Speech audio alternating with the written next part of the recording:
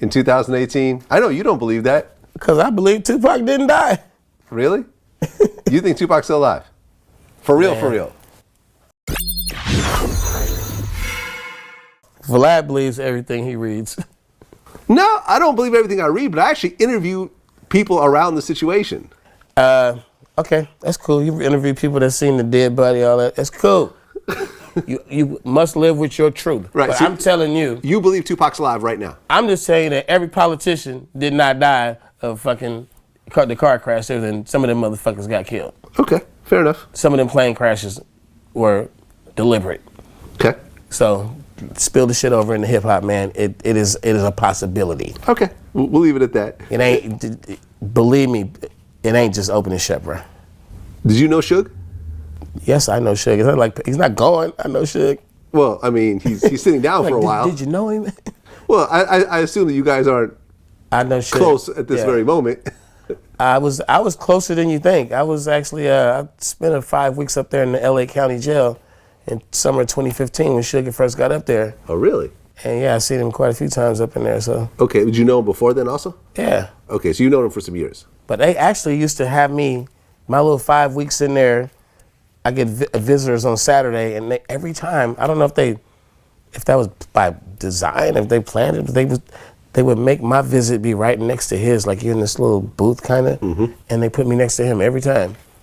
So he like probably two high profile guys, you know. But at the same time, every time. But you know, get a couple words in, ask about some friends. I'm like, what's up? You know, just chop it up, and then we ignore each other because we're gonna talk to our families. How did you feel when you got to 28 years?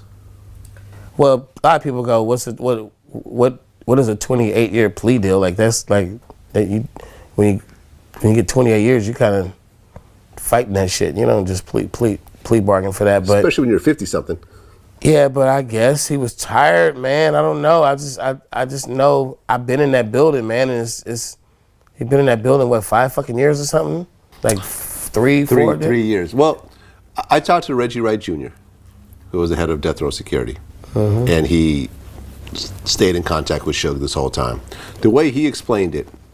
What he pretty much explained or said was he would have had to win 6 times to not get life in jail. Win 6 times? Because there were 6 different charges? It was 3 different charges. But he would have had to beat those twice because they would have kept retrying him.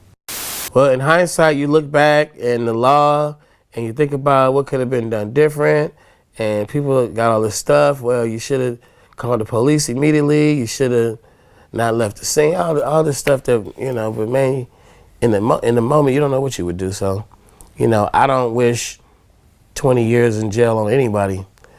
And, you know, a lot of people are celebrating that and a lot of people are sad about that. But, you know, it's a shame to see a brother do so good and go from, you know, 400 million to 20 years. That's not something to celebrate with a guy like me. What's good, y'all? It's OB Media. So this one is very interesting and I want y'all to watch the full video. Also remember to drop a like and subscribe. 2 Short Break Silence and Tupac. And man, y'all gotta watch the full video, man. Let's go. It's funny. It's funny because I have a one of those little DVD VHS things where you film the concert and you do some interviews and shit.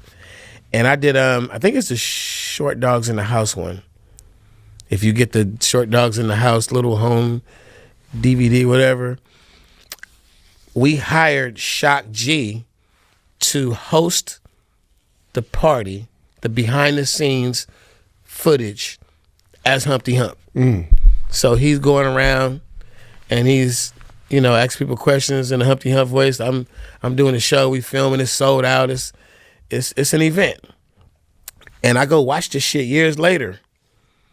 And this little young ass Tupac in the background behind Shock G. And I'm like, I never even knew he was in the house that day. Like he was not prominent at the time. And definitely wasn't on my radar at that time. Tupac, the first time I ever even noticed him is in the Digital Underground video when he jumped out the back of the hearse. And he's like, I want to clown around with the underground, whatever that shit they did for the movie. I can't remember the name of the movie. Yeah, but the song, I don't know. all around the world, same song. Yeah. Yeah. It was in a movie. Forget the name of the movie. It's like John Candy movie. It's the most crazy butcher 'em up movie. I don't know. But so Digital Underground has a member in that group. His name is Pee Wee. Pee Wee played a lot of keyboards and a lot of instruments, and kind of looked like Tupac too. And then I worked with Shorty B, who plays a lot of guitars and different instruments and shit. Shorty B would make music with Digital Underground. He was really close with Pee Wee and Shock G and everybody in Digital Underground. And Pee Wee would come over and make music with me. So Shorty B, Pee Wee, Tupac, they used to run around a lot together. And then I remember Tupac coming around. And it wasn't like too much in each other's face or nothing. I knew who he was because then after a while he had Brenda's Got a Baby. Right. When my homies call, he's Richie Rich is my really good friend, right? So then here's Tupac. He's like sort of under Richie Rich, kind of like Richie Rich is showing him the ropes at a certain point in time around Brenda's Got a Baby and when my homies call, and he's wants to come to Oakland because he was in Marin City. He wants to come to Oakland. He finds his way through Rich and some other people and the Digital clique, and he's there.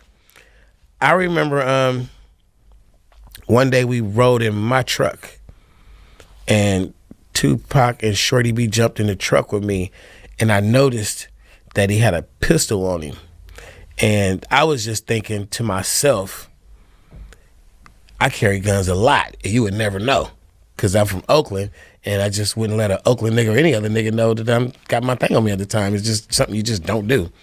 Niggas be saying stupid shit like, "Let me see your gun." Like, no, nigga. Like, it gets goofy. So if you that cat, you don't care if somebody know or not. But I just noticed it, and it just struck me. I was like, immediately, I can't really get really close to this guy because I knew what he was getting into.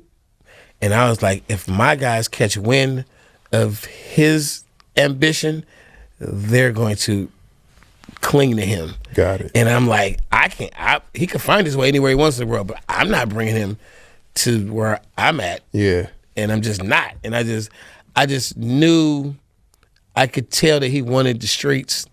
He wanted, and I had seen his interviews too, where he was talking the revolutionary talk. So I knew his layers, but I was like, I can't tap into that part of him with the pistol on him hanging out in Oakland. In some places, I just can't bring him. I definitely can't bring him because he's going to let people know he got that on him. And I just don't want to bring him in general just because. So I personally avoided ambitious Tupac because he probably would have ended up in some fucked up spaces around me.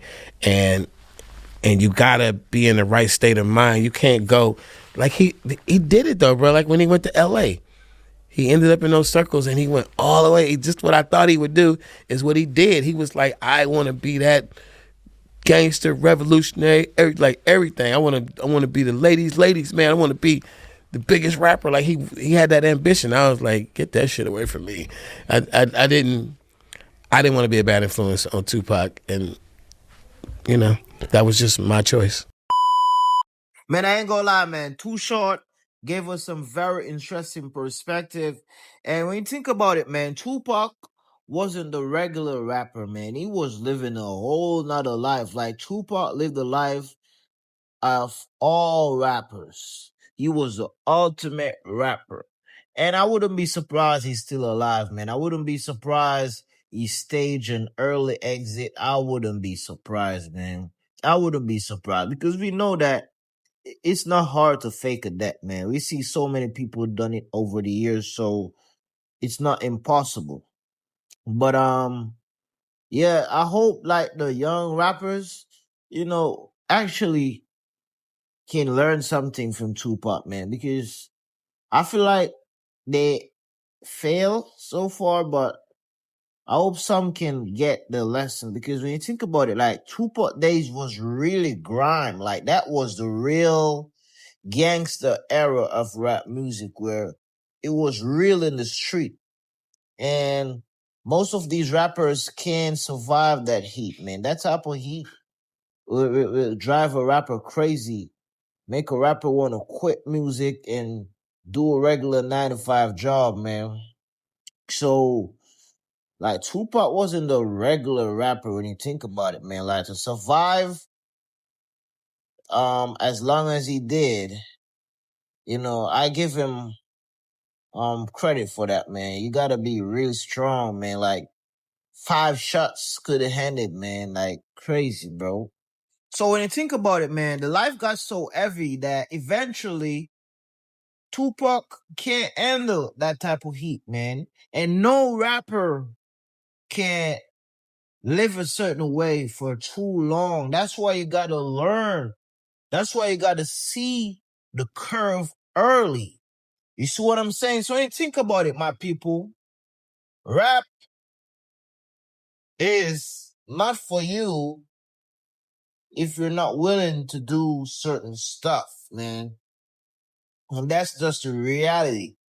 So if you can't manage the heat that comes with being a rapper, it's better you do something else. I'm watching a Kanye West documentary on Netflix right now, and I see what Kanye West went through when he was coming up in the game. All the disrespect, all the denial, the disappointments, and he was still on. He was still determined. He was still, buzzing with energy to create. And when I see all that, man, Kanye West wasn't a street dude, but he changed the way how a rapper could get in the game, where you don't gotta have a street background, you don't gotta have a street file, but you can just have good music that people can relate to, and you expressing it by rapping. And I'm like, I love it when Kanye West come in the game, man, because you no longer gotta follow like Tupac way. Once upon a time, you gotta be like Tupac, man. You gotta put it down like that. Now you can be a rapper who just brag about money and cars and being a fly ego guy. And it's better, in my opinion, to do that. But I understand that all expression is needed because people can relate to all music. So all music is needed. You know what I mean? So for me, if I was gonna be a rapper, man, I would choose to go speaking about the best life ever you can have. And let y'all be inspired by that. We ain't trying to be like Tupac, man. But we gotta do the right. Let's go.